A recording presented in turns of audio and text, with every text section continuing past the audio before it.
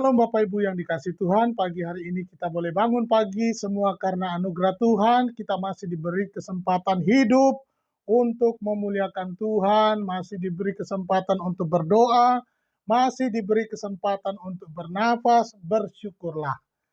Mari pagi hari ini kita awali dengan membaca firman Tuhan, supaya firman yang hidup itu, yang tertulis itu, boleh kita dibaharui dari sehari ke sehari untuk mengerti kehendaknya.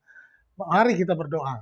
Terima kasih Bapak Surgawi buat hari yang baru. Kami percaya hari yang indah ini penuh berkat buat kami, berkat damai sejahtera, berkat sukacita, berkat kemenangan, perlindungan, keselamatan daripada Tuhan.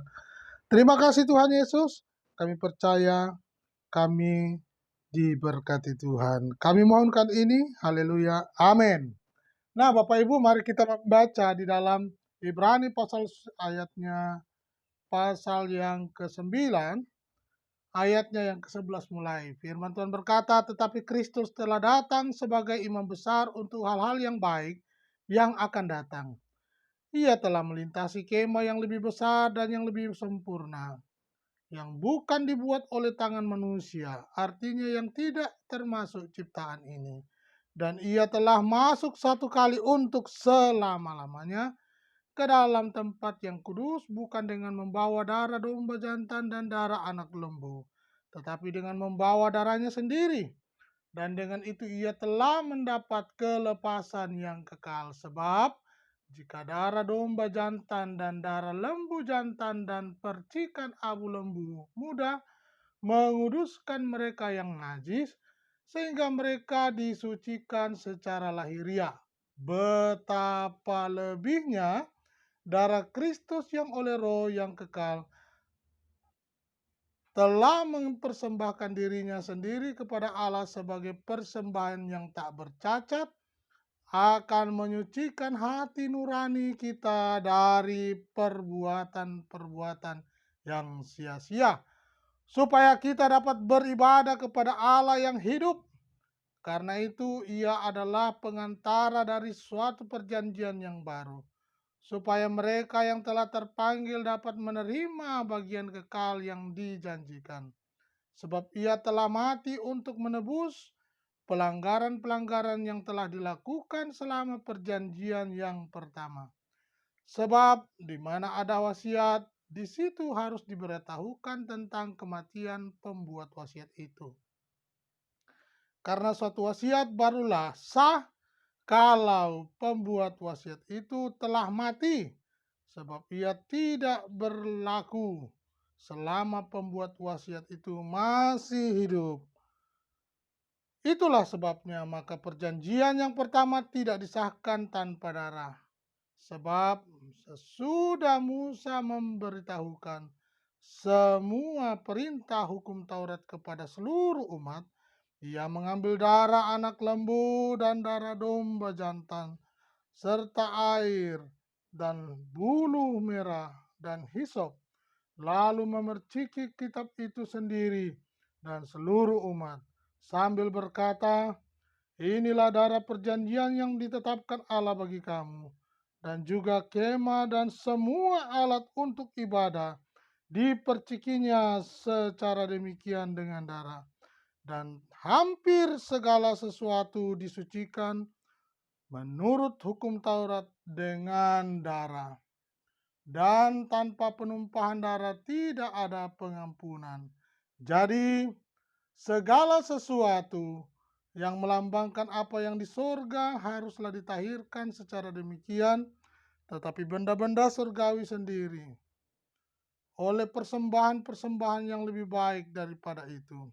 Sebab Kristus bukan masuk ke dalam tempat kudus buatan tangan manusia, yang hanya merupakan gambaran saja dari yang sebenarnya, tetapi dalam sorga sendiri untuk menghadap hadirat Allah guna kepentingan kita. Dan ia bukan masuk untuk berulang-ulang mempersembahkan dirinya sendiri, sebagaimana imam besar setiap tahun masuk ke dalam tempat kudus dengan darah yang bukan darahnya sendiri.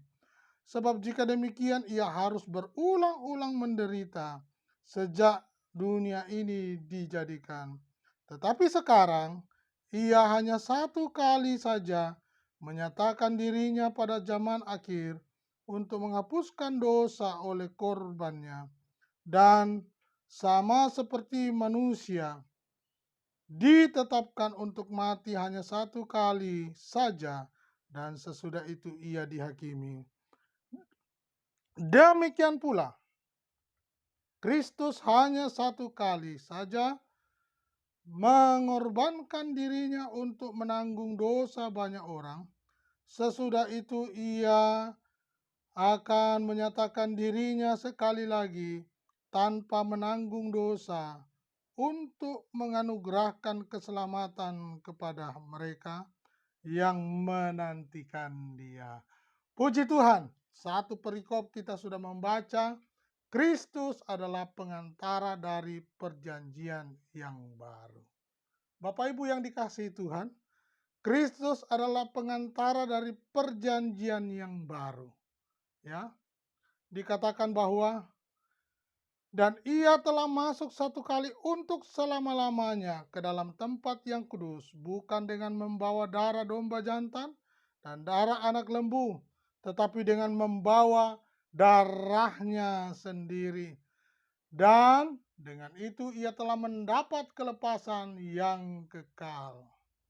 Luar biasa Bapak Ibu, pengorbanan Yesus di kayu salib menunjukkan kasih dan cintanya kepada umat manusia, termasuk Bapak Ibu Saudara dan saya hari ini. Melalui pengorbanannya di kayu salib, ia melakukan hal demikian. Karena apa? Ia mengasihi Bapak, Ibu, dan saya. Perhatikan ayatnya yang ke-28. Demikian pula Kristus hanya satu kali saja mengorbankan dirinya untuk menanggung dosa banyak orang.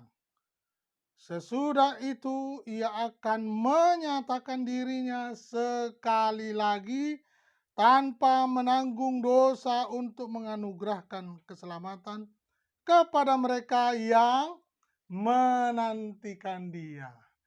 Nah, Bapak Ibu yang dikasihi Tuhan, saat-saat ini adalah anugerah Tuhan. Apa artinya anugerah? Kehidupan kekal Dia nyatakan bagi Bapak, Ibu, Saudara, dan saya. Ya, Dia datang satu kali untuk pengorbanan dirinya untuk menanggung dosa banyak orang. Melalui kayu salib, Dia datang melakukan itu untuk menanggung dosa banyak orang. Tetapi yang kali kedua Dia akan datang, dikatakan bukan untuk itu. Tetapi dikatakan sesudah itu ia akan menyatakan dirinya sekali lagi tanpa menanggung dosa tanpa menanggung dosa, tetapi untuk menganugerahkan keselamatan kepada mereka yang menantikan Dia. Pertanyaannya hari ini, apakah Bapak Ibu menantikan Dia? Apakah Bapak Ibu Saudara percaya kepada Dia? Nah, hari ini menunjukkan bahwa Dia akan datang. Dia akan datang sekali lagi, bukan untuk menanggung dosa manusia, tetapi dikatakan Dia menganugerahkan keselamatan kepada orang yang menantikan Dia. Tuhan Yesus memberkati.